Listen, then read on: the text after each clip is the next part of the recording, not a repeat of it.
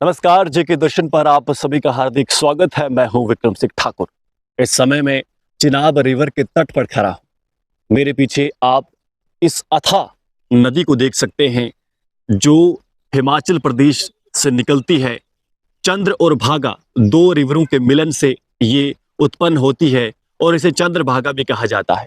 हालांकि चिनाब रिवर जो है इसकी जो सांस्कृतिक धरोहर है या जो इसका इतिहास है, ये केवल यहीं तक सीमित नहीं है। अगर आप ऋग्वेद की बात करें, ऋग्वेद दुनिया का सबसे प्राचीनतम ग्रंथ है। वहां पर भी इस नदी का नाम अस्करी से इसे पुकारा गया है और इसके पूजन हेतु जो मंत्र होते हैं वहां पर लिखे गए हैं। सिर्फ ये ही नहीं, इस जगह के जो पोटेंशियल है, tourism potential, water tourism potential, अगर मैं बिल्कुल स्पेसिफिक होकर बात करूं तो इतना ज्यादा है कि केवल भारत के स्तर पर नहीं बल्कि विश्व स्तरीय यहाँ पर ऐसा निर्माण हो सकता है जिससे टूरिज्म को बहुत ऊंचे स्तर तक लिया जा सकता है। पर हाल यहाँ का ये है कि थोड़ा बहुत जो यहाँ पर डेवलपमेंट की गई है वो भी जर्जर स्थिति में है। कुछ सालों पहले यहाँ पर मैं आपको बता दूं कि गंगा आरती के नाम से भी आरती की गई थी। आप सोचिए सांस्कृतिक तौर पर वो कितना इंपॉर्टेंट था। इसके साथ साथ मैं आपको बता दूं कि अगर यहाँ पर जो वाटर टूरिज्म पोटेंशियल है उसको सही तरह से यूटिलाइज किया जाए तो जो इकोनॉमिक या फिर जो अनएम्प्लॉयमेंट की जो परेशानी है, हमारे जो ये जिले जूझ रहे हैं, यहाँ के जो युवा हैं उन्हें लद्दाख जाना पड़ता है या हिमाचल जाना पड़ता है या देश के अन्य कोनों में दर बदर भटकना पड़ता है रोजगार को लेकर, वो यहाँ पर खड़ा हो सकता था इस वाटर स्पोर्ट एक्टिविटीज से। अगर यहाँ पर उसका गठन किया जाता, यहाँ पर उसको स्थापित किया जाता। आप देखिए डल लेक देख लीजिए या फिर नैनीताल के एग्जांपल लेते हैं, कैसे वहां पर डेवलपमेंट की गई है और उसके कारण वहां के लोग फल फूल रहे हैं।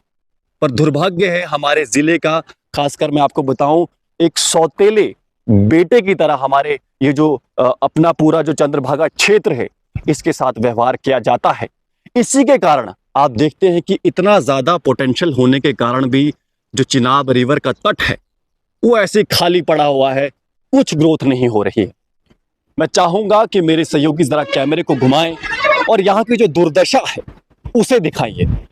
आप देखिए कि यहाँ पर लाखों करोड़ों के हिसाब से खर्चा हुआ है। दीवारें जो हैं वो ढह रही हैं, डंगा जो है वो ढह रहा है। पीछे जरा दूसरी बिल्कुल मेरे सामने दिखाएं, खिड़कियां जो है यहां से या तो टूट फूट गई है या तो फिर चुरा ली गई है।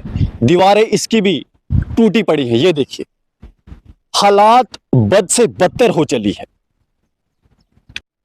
करोड़ों रुपया टैक्स पेयर्स का, आपका मेरा यहां पर लगता है, पर इसकी जिम्मेदारी कोई नहीं उठाता। आम अगर आप छोटा सा कुछ क्राइम करते हैं या छोटी सी करप्शन का आरोप जब आप पे लगता है, जब आप गवर्नमेंट के किसी पैसे का सही उपयोग नहीं करते हैं तो सरकार आप पर दंड लगाती है, आपको जुर्माना भरना पड़ता है। पर इस जो ये प्लानिंग यहाँ पे की गई जिसके कारण आज आप देख सकते हैं ये स्थान दुर्दशा हो चली है इसकी, ये स्थान खंडर में बदल चुका है। इसके कारण इसका जिम्मेदारी कौन लेगा? जरूरत यह भी है कि जल्द से जल्द इस जगह को रिस्टोर किया जाए और यहाँ पर वाटर स्पोर्ट्स एडवेंचर एक्टिविटीज हो गई या फिर जो शीतल जल होता है उस पर जो बोट्स तैर सकती हैं, अन्य भी अलग 100 तरह की ऐसी चीजें हैं जो चिनाब रिवर के पोटेंशियल को यूटिलाइज हम कर सकते हैं और जिससे जन जन का फायदा हो सकता है। तो हमारी प्रशासन से, सरकार से, और अभी क्योंकि जम्मू कश्मीर में एलजी गवर्नमेंट है तो उनसे भी यही अनुरोध है कि जल्द से जल्द इसका संज्ञान लिया जाए और इस इलाके की डेवलपमेंट में चिनाब रिवर की जो भूमिका है उसे पहचाना जाए। फिलहाल आप जुड़े रहिए जेके दर्शन के साथ। धन्यवाद।